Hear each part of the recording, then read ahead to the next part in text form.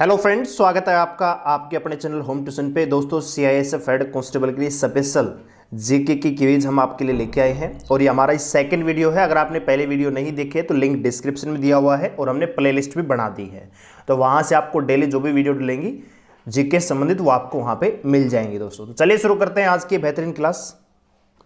दोस्तों, अगर आप सीआईएसएफ हेड कांस्टेबल की तैयारी कर रहे हैं और कंप्लीट 100 नंबर का मॉक टेस्ट अटेम्प्ट करना चाहते हैं, वो भी एक नहीं पूरे 25, तो हमने आपके लिए मॉक टेस्ट सीरीज लॉन्च की है। पूरे 25 मॉक टेस्ट आपको एक साथ मिल जाएंगे जैसे ही आप इन मॉक टेस्ट सीरीज को परचेज करेंगे। तो अगर आप परचेज करना चाहते हैं तो हमारी ऐप डाउनलोड कीजिए, जिसका लिंक डिस्क्रिप्शन में दिया हुआ है। मात्र 149 रुपये में 25 मॉक टेस्ट सीआईएसएफ पैटर्न पे आपको मिल जाएंगे। अगर आप इस मॉक टेस्ट सीरीज में 85 प्लस 90 के आसपास स्कोर कर रहे हैं तो आप अपना सिलेक्शन निश्चित समझ सकते हैं। दोस्तों तो चलिए शुरू करते हैं आज की इस क्लास को। तो दोस्तों, शुरू से लेकर आखिरी तक जुड़े रहिए, ठीक है। और आखिरी में कमेंट करके हमें जरूर बताएंगे कि 25 में से आपने कितने क्वेश्चन सही किए हैं। तो पहला सवाल आपकी स्क्रीन पर है। एक वर्ष के दौरान भूमि के एक टुकड़े पर एक से अधिक फसल उगाने की क्रिया को खालिस्तान फसल के रूप में जाना जाता है। यानी एक ही वर्ष के दौरान भूमि की एक टुकड़े पर कोई भी खेत मान लीजिए है, तो उसमें एक से अधिक फसल जब हम उगाते हैं तो उस क्रिया को किस फसल के रूप में जाना जाता है? क्या मिश्रित फसल है, अंतः विविध या बहुखंडीय? तो दोस्तों याद रखेंगे, इसको कहा जाता है बहुखंडीय फसल। जी हाँ दोस्तों, एक ही वर्ष के दौरान भूमि के एक टुकड़े पर एक से अधिक फसल उगाने की क्रिया को बहुखंडीय फसल के रूप में जाना जाता है। अगला सवाल है, किस वर्ष में भारतीय लघु उद्योग विकास बैंक, किस वर्ष में भारतीय लघु उद्योग विकास बैंक, जिसको हम सिडबी के नाम से जानते हैं, इसकी स्थापना की गई? तो शॉर्ट क्वेश्चन ये है कि सिडबी की स्थापना कब हुई दोस्तों? तो दोस्तों वर्ष 1990, हाँ जी, सिडबी की जो स्थापना है वर्ष 1990 में की गई थी और इसका जो मुख्यालय है दोस्तों वो है आपका लखनऊ में, ठीक है। यह लघुत्य जो छोटे छोटे उद्योग हैं उनको वित्तीय सहायता प्रदान करने वाला एक विकास बैंक है। आगे बढ़ते हैं अगले सवाल पर। निम्न में से कौन भारत में स्थायी कार्यपालिका का एक हिस्सा है? भारत में स्थायी कार्यपालिका का एक हिस्सा है, इनमें से कौन सा है वो?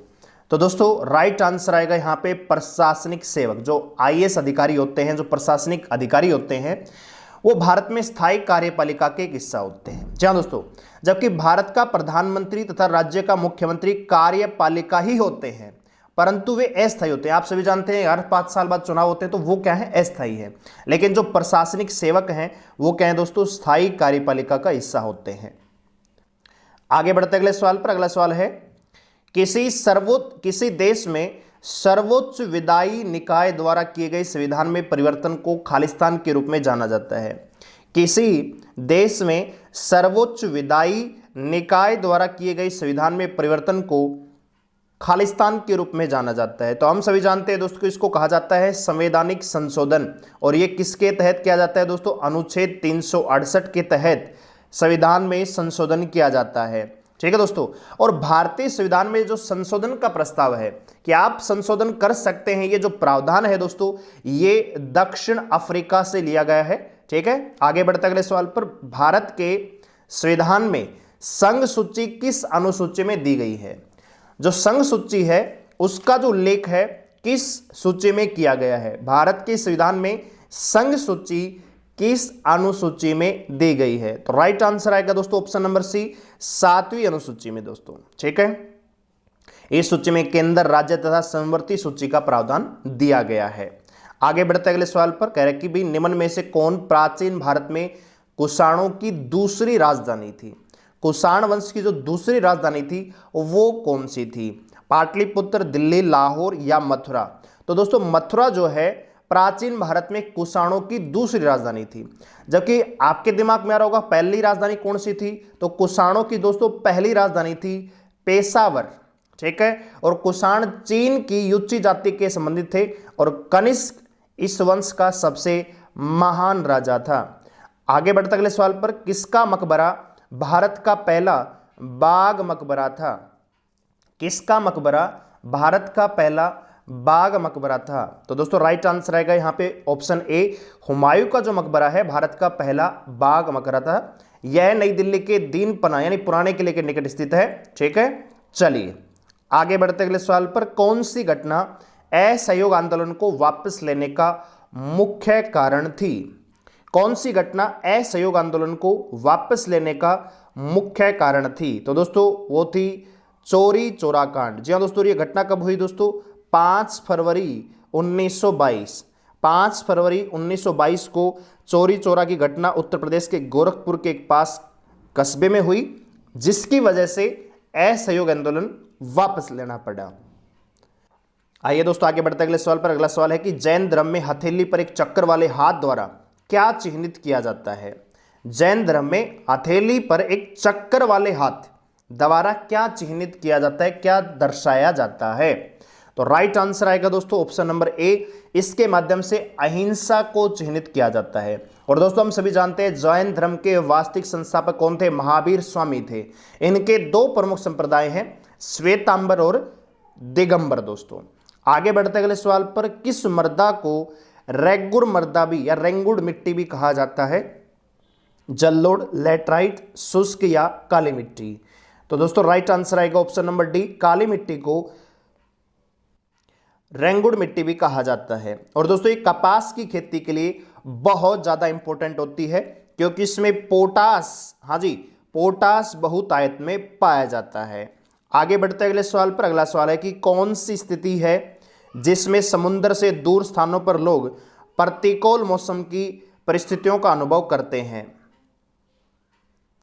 तो दोस्तों इस सवाल का राइट आंसर आएगा महाद्वीपीय स्थिति में जो दूर स्थानों के लोग हैं वो प्रतिकूल परिस्थितियों का सामना करते हैं। जैसे जैसे समुद्र से दूर जाते हैं महाद्वीपीय जलवायु का प्रभाव बढ़ता चला जाता है। आगे बढ़ते अगले सवाल पर कि कौन सा लेंस सामान्यतः उस पर गिरने वाले प्रकाश को अंदर की ओर मोड़ता है? कौन सा लेंस सामान्यतः उस पर गिरने वाले प्रकाश को अंदर की तरफ मोड़ता है? उत्तल है, अवतल है, समतल अवतल है या बेलनाकार है? तो राइट आंसर आएगा दोस्तों उत्तल लेंस। ऑप्शन नंबर ए इस सवाल का राइट आंसर होगा। उत्तल लेंस जो है इस पर पड़ने वाले प्रकाश को अंदर की ओर मोड़ता है। उत्तल लेंस किनारों में पतला और बीच में क्या होता है दोस्तों? मोटा होता है। ठीक है, चलिए आगे बढ़ते अगले सवाल पर।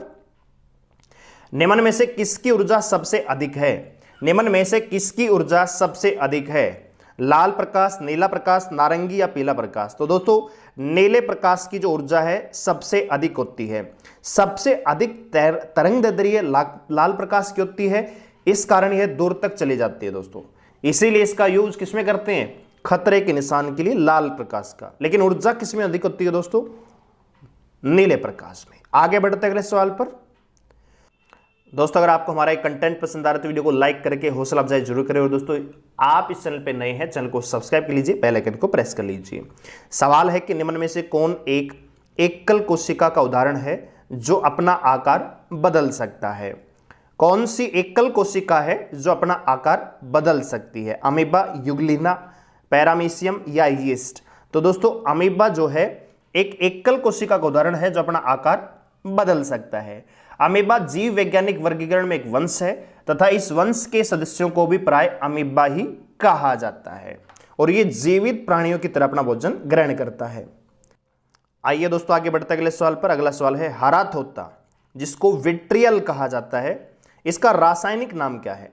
हरे तोते का रासायनिक नाम क्या है? तो ऑप्शन आपके सामने स्क्रीन पर नजर आ रहे हैं, बताइए जरा फटाफट क्या होगा आंसर। तो दोस्तों हरे तोते को हम फेरस सल्फेट भी कहते हैं और इसका रासायनिक जो सूत्र है FeSO4 होता है। ठीक है दोस्तों, फेरस सल्फेट हरा तोता जो है लोहे और सल्फर से मिलकर बनता है दोस्तों। आइए आगे बढ़ते अगले सवाल पर। कौन सा एक जैविक अम्ल नहीं है? कौन सा एक जैविक अम्ल नहीं है? नाइट्रिक, एसिटिक, मैलिक या साइट्रिक? तो दोस्तों नाइट्रिक जो अम्ल है एक जैविक अम्ल नहीं है। नाइट्रिक अम्ल एक अत्यंत संक्षारक खनिज अम्ल है। इसे एक्वाफ्रोटिक और स्पिरिट ऑफ नाइटर भी कहते हैं। क्या कहते हैं दोस्तों? स्पिरिट ऑफ नाइटर, HNO3 इसका रासायनिक सूत्र है। रासायनिक सूत्र है दोस्तों HNO3 दोस्तों। नाइट्रिक अम्ल है, ये जैविक अम्ल नहीं है। अगला सवाल है किस प्रकार की अर्थव्यवस्था में न तो निर्यात होता है और न ही आयात होता है? किस प्रकार की अर्थव्यवस्था में न तो निर्यात होता है और न ही आयात होता है। तो दोस्तों राइट आंसर यहां पे हो जाएगा ऑप्शन नंबर ए। बंद अवस्था में, जो बंद अर्थव्यवस्था होती है, क्लोज इकोनॉमिक्स होती है, उसमें ना तो निर्यात होता है और ना ही आयात होता है। अगला सवाल है, भारतीय संविधान का कौन सा भाग नगर पालिकाओं से संबंधित है? भारतीय संविधान का कौन सा भाग नगर पालिकाओं से संबंधित है? तो दोस्तों राइट आंसर आ जाएगा ऑप्शन नंबर ए, भाग नंबर 9, उसका भी सब पार्ट ए। ठीक है दोस्तों, जबकि हम सभी जानते हैं दोस्तों भाग नंबर 4 में क्या है, नीति निर्देशक तत्व है। भाग नंबर 5 में क्या है दोस्तों, संघ है। और भाग नंबर 10 में क्या है दोस्तों, एससी और एसटी की बात की गई है, अनुसूचित और जनजातीय क्षेत्र दोस्तों। ठीक है, तो नगर पालिकाओं संबंधित है भाग नंबर 9 ए। आगे बढ़ते हैं अगले सवाल पर, भारतीय संविधान की किस अनुसूची में दल बदल कानून दिया गया है? भारतीय संविधान की किस अनुसूची में दल बदल कानून दिया गया है? तो दोस्तों 52वें संविधान संशोधन 1985 में भारतीय संविधान की 10वीं अनुसूची में दल बदल कानून को जोड़ा गया। तो राइट आंसर क्या हो जाएगा दोस्तों, 10वीं अनुसूची में दल बदल कानून का प्रावधान किया गया है। आगे बढ़ते अगले सवाल पर, कह रहा है कि किस सत्र में सरोजनी नायडू भारतीय कांग्रेस की प्रथम भारतीय महिला अध्यक्ष बनी? किस सत्र में सरोजनी नायडू भारतीय कांग्रेस की पहली महिला अध्यक्ष बनी? तो राइट आंसर आएगा दोस्तों ऑप्शन नंबर बी, कानपुर अधिवेशन में। और यह कब हुआ दोस्तों? हाँ जी, 1925, 41वां अधिवेशन था ये। ठीक है दोस्तों, और इसमें प्रथम भारतीय महिला अध्यक्ष होने का गौरव सरोजनी नायडू को मिला दोस्तों। और कांग्रेस की दोस्तों स्थापना कब हुई दोस्तों?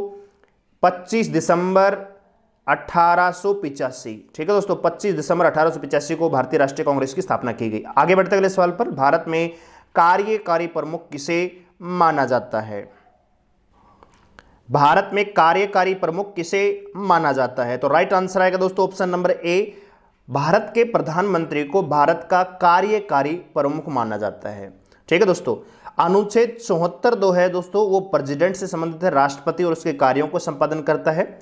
और मतलब ये क्या करता है कि मंत्रिपरिषद बढ़ाता है, लेकिन उसका प्रमुख तो प्रधानमंत्री होता है। ठीक है दोस्तों, अनुच्छेद 75 के तहत प्रधानमंत्री की नियुक्ति राष्ट्रपति करता है।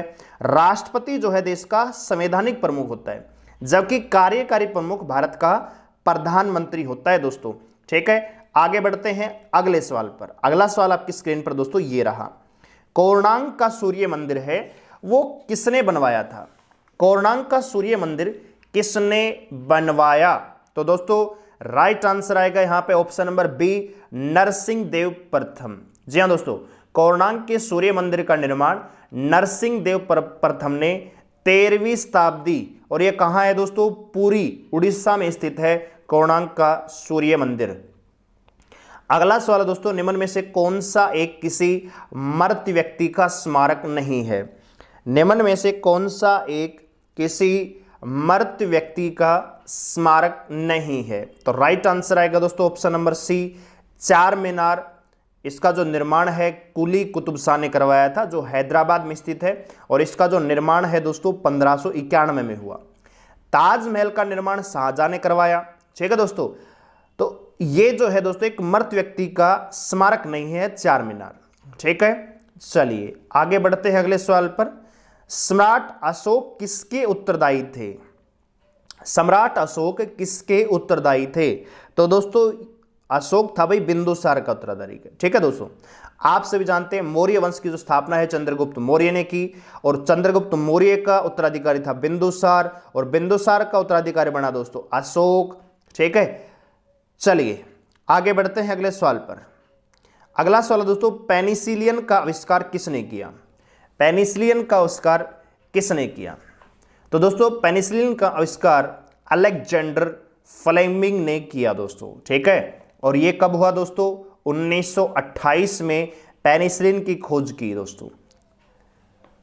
चलिए, तो ये थी दोस्तों हमारी आज की क्विज। पूरे 25 क्वेश्चन हमने यहाँ पे डिस्कस किए हैं। उम्मीद करूंगा कि आपको हमारी ये क्विज पसंद आई होगी। वीडियो को लाइक करें, शेयर करें, चैनल को सब्सक्राइब कर लीजिए इसी प्रकार हमारे साथ लगातार जुड़े रहने के लिए। धन्यवाद दोस्तों।